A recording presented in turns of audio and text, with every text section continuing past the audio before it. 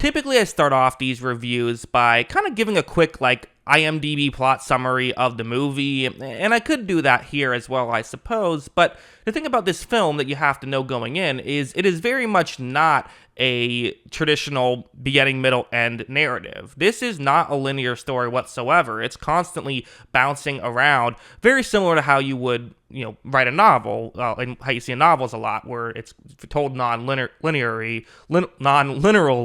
that's a hard word to say, not told in a literal fashion. There we go.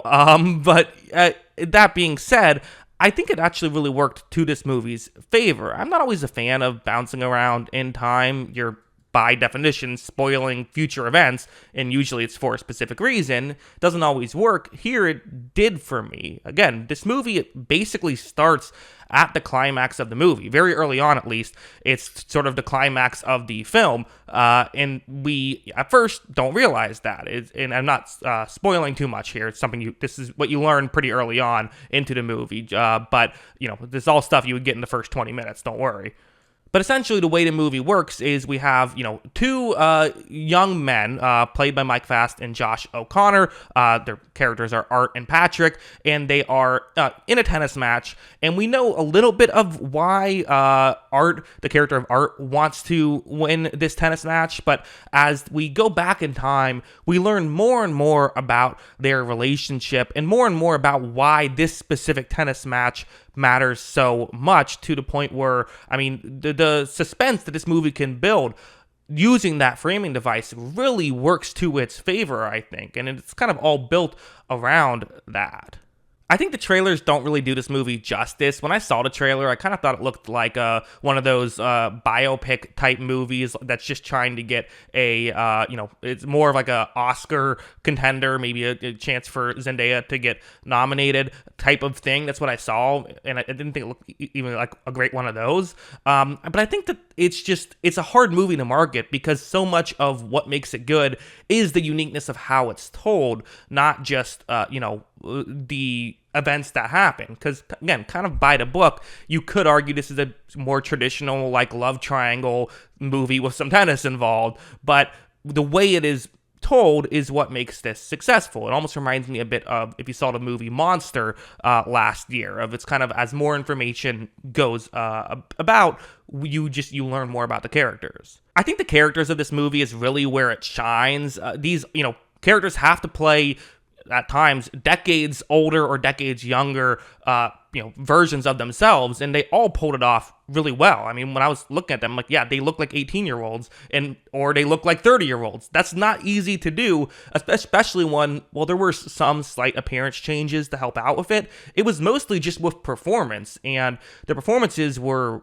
great in that, but also the little subtleties in the writing, little things that they did with these characters allowed us to kind of know, okay, you're saying this because of what's happened to you earlier that's making you say it this way, which I can't really get too into without spoilers, but the subtle ways that they do that, it reminds me a bit of one of my favorite movies, The Squid and the Whale by Noah Baumbach, and how he will, write little subtleties in the character's dialogue to make it clear that they've changed throughout the course of the movie due to certain things, and as an audience member, you are able to pick up on it. It's really clever writing.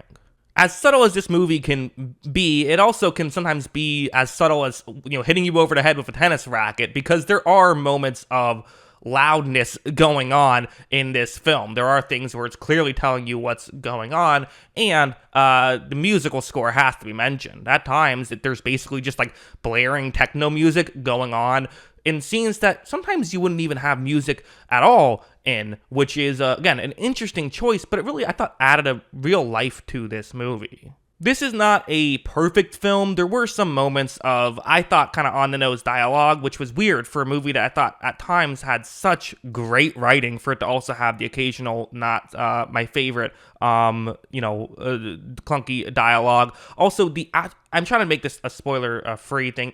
I'll do a little spoiler section at the end of this just to talk about my last complaint, so won't give anything away there.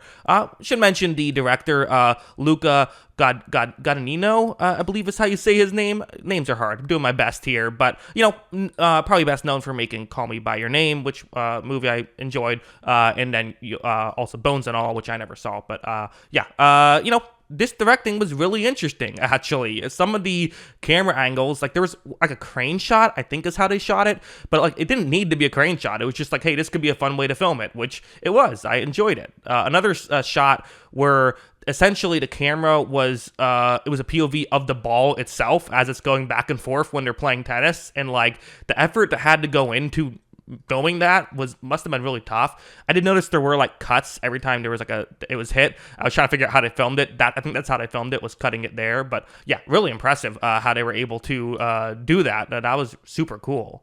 I could talk more about this, but I think I would spoil anything if I do. So let me just get into spoilers section. But first, I'll give my rating. 8 out of 10. Really enjoyed it. Thought it was a lot of fun. I know I'm late to the party here, but if you haven't yet seen it and it's still in theaters, I do recommend a theater experience because of the sound design. I think that it's worth it there. My only other critique, actually, before we get into spoilers, sometimes the dialogue was a little bit quiet. When you have the blaring loud music, the issue is that sometimes the dialogue in other scenes is a little bit quieter, which is fine when if you're editing it, you probably just edit it at a louder volume there.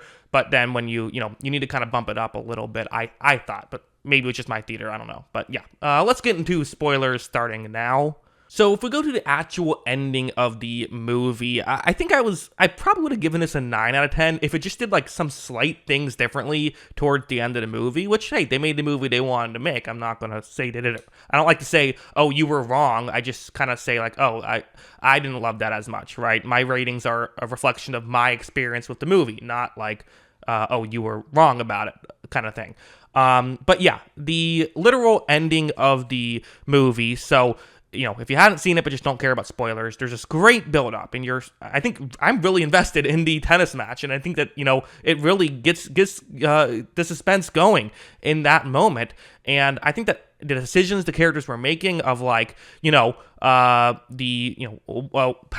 it was Patrick's, who was, kind of saying, hey, I'm about to hit it hard here, which essentially told Art, wait, why is he telling me what he's about to do? Why would he tell me what he's about to do if he wants to win? It's kind of him realizing, oh, he doesn't want to win. Well, why does he not want to win? The only reason would be if, something happened with, Zendaya.